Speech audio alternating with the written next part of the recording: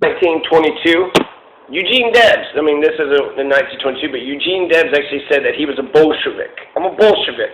It's Eugene Debs, the socialist leader, got 1 million votes while he was in jail. And while he was in jail, you know, he wound up running for president. He was in jail because he spoke out against World War I. What the fuck was World War I about? Why did the Western civilization collapse? What was the fucking point? Because some guy, Archduke, not even a president, some fucking, you know, little minister, some king, some royal fucker, you know, an Austrian-Hungarian Empire. And eventually that succeeded. Where is the Austrian-Hungarian Empire today? That empire has been disintegrated. It's been dissolved. So fuck, you know, the Austrian-Hungarian Empire. That's one thing that Principe, right, that Gavrila Principe, it was successful. So, you know, you want to sit there and say assassinations aren't a good thing. That's an example of a good assassination. Gavrila Principe, because of what he did, eventually the Austrian-Hungarian Empire was no more. So, December 24th, 1922, Lenin issues his political testament. And essentially, you know, he's going to die, like, you know, within a year or something. And everything that he says in this is pretty true. He essentially warns about the split of the communists between the Trotskyites and Stalin. And then, you know, Stalin gets the power, and then Trotsky's on the run. And Trotsky goes to Mexico, still writing all his stuff. Told Stalin he's the one that betrayed the revolution. And while Trotsky was in Mexico, Trotsky, like, they fought a civil war, so, right, they overthrow their government, they overthrow the czar, the fucking, whatever, the king or whatever, and they kill the Romanovs, they kill the whole fucking family, right? They take them in the basement and just slaughter the shit out of them. But after they do that, they have to fight a civil war against their people versus some other fucking people that was trying to rise up against them. And Trotsky was right there. He was right there, you know, fucking shooting people. There was even one example of something that had happened where they had actually killed a lot of the revolutionaries because they was like, you're a traitor. And so the people that fought in the Bolshevik Revolution, you know, even then, they weren't immune to standing up and doing what's right. I forget the name of that event, but I just want to read this political testament. He offers a political testament on December 24th, 1922. This is Lenin, okay? By the stability of the Central Committee of which I spoke above, I mean measures against a split as far as such measures can at all be taken for, of course, the White Guard in Ruskaya Mise. It seems to have been SS Oldenburg was right when first in the White Guard's name against Soviet Russia. He banked on a split in our party, and when secondly he banked on the grave differences in our party to cause that split. So this guy, Ruskaya, M-Y-S, it seems to have been SS Oldenburg. I don't know. Our party relies on two classes, and therefore its instability would be possible and its downfall inevitable if there were no agreement between those two classes in that event, this or that measure, and generally all talk about the stability of our CC, which is the Central Committee. It would be futile. No measures of any kind could prevent a split in such a case, but I hope that this is too remote a future and too improbable an event to talk about. I have in mind stability as a guarantee against a split in the immediate future, and I tend to deal here with a few ideas concerning personal qualities. I think that from this standpoint, the prime factors in the question of stability are such members of the CC as Stalin and Trotsky. I think relations between them make up the greater part of the danger of a split, which could be avoided, and this purpose, in my opinion, would be served, among other things, by increasing the number of CC members to 50 or 100. Comrade Stalin, having become Secretary General, has unlimited authority concentrated in his hands. I am not sure whether he will always be capable of using that authority with sufficient caution. Comrade Trotsky, on the other hand, as his struggles against the CC on the question of the People's Commissariat for Communications has always proved is distinguished not only by outstanding ability. He is personally perhaps the most capable man in the present Central Committee, but he has displayed excessive self-assurance and shown excessive preoccupation with the purely administrative side of his work. These two qualities are the two outstanding leaders of the present Central Committee can inadvertently lead to a split, and if our party does not take the steps to avert this, the split may come unexpectedly.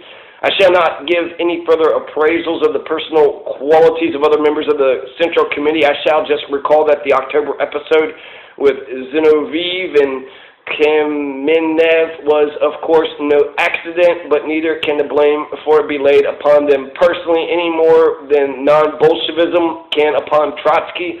Speaking of the young Central Committee members, I wish to say a few words about Bukharin and Pyatakov.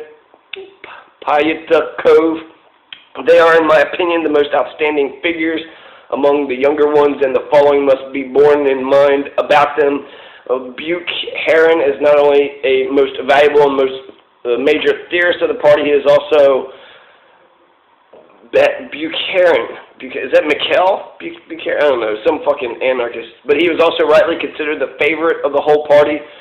But his theoretical views can be classified as fully Marxist only with the great reserve, for there is something scholastic about him. He has never made a study of dialectics, and I think never fully appreciated it. December 25th, as for Pyatakov, he is unquestionably a man of outstanding will and outstanding ability, but shows far too much zeal for administrating in the administrative side of work to be relied upon in a serious political matter.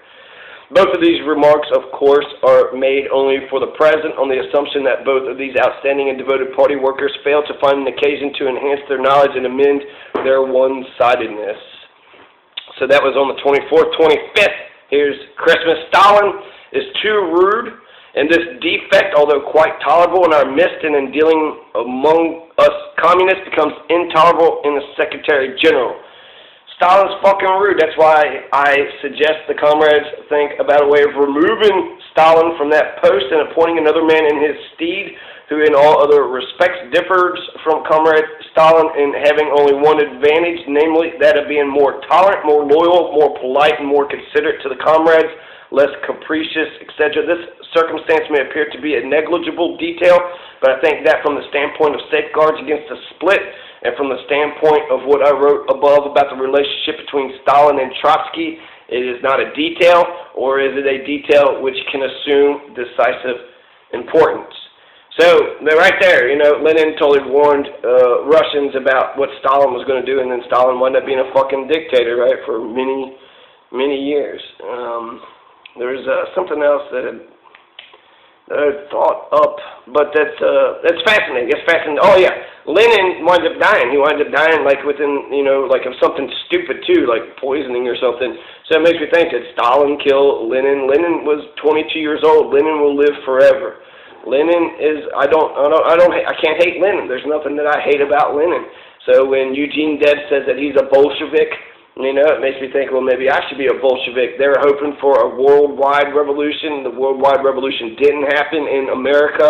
They were throwing Eugene Debs in prison. They had the Palmer raids, so they were cracking down on anybody that might be socialistic or might think about socialism. So we've, as a nation, as Americans, we've been fighting against socialists and communists really from the beginning, right? With the Native Americans, they had more of a communistic mentality, and we were about private property and, you know, stealing their shit and doing whatever it is we wanted. So capitalism has that's been our, you know, our mainstay, right? So that's why Bernie Sanders is so exciting. But the 1848 revolutions, that's when we actually got the Marx wrote his book, and then you had the revolutions that just diffused all over the place. Same thing with Occupy. So I wonder if that's perhaps the whole fucking world. The whole world's telling us what to do. The whole world keeps on rebelling and standing up, trying to do the democratic fucking things, and they keep on getting shot down like dogs in the street. And so it almost seems like in the great debate about capitalism versus communism, communism is the economic system of revolutionaries, whereas capitalism is the economic system for the oppressors and the industrialists and the, you know, the captains of industry, the Illuminati, those who control all of us. So Lenin warned us about Stalin. Stalin might have killed Lenin for doing it. Hey, don't you dare talk bad about me, boy. And then Stalin wound up being a dictator for about 40 years, killed 30 million Russians, and you know, what an asshole. What an asshole. Right? He did stop, he did actually stop Hitler and the Nazis. America had its, it did Japan, right, bombing the fuck out of them with atomic bombs, but when it came to Hitler, Russia was more important than Americans or the British when it came to stopping Hitler. So, good job, Stalin. You're not Hitler, but you were a piece of shit. You were a piece of shit. Lenin knew it. He says that you're a fucking dick. He says you're not tolerant or loyal or polite, not considerate, less capricious. And that's bullshit, man. Fuck you. Trotsky does seem like a fucking better fucking guy. And the way Trotsky dies, he got killed in Mexico, but with an ice pick. So he's in his home, he's writing all these books and treatises and getting published all over the place, and then one day somebody was able to get into the compound, pretend to be a bodyguard or some shit, took an ice pick and fucking threw it right on top of his head. And then Trotsky was dead. And that was probably Stalin. Stalin probably sent somebody out to kill Trotsky. Stalin was very, overly ambitious. Clearly he's a dick. He's pissing Lenin off. And maybe Stalin actually killed Lenin. That wouldn't shock me whatsoever if Stalin was a killer of Lenin. And then after the USSR actually collapsed, a lot of Russians were carrying pictures of Stalin around. And it was like, wow, that's fucking crazy. I bet Putin is more of a Stalin than he is, a Gorbachev or a Yeltsin. We need to go back to the glory days when we had one leader and all of us Russians could, solidify in one face for the whole country.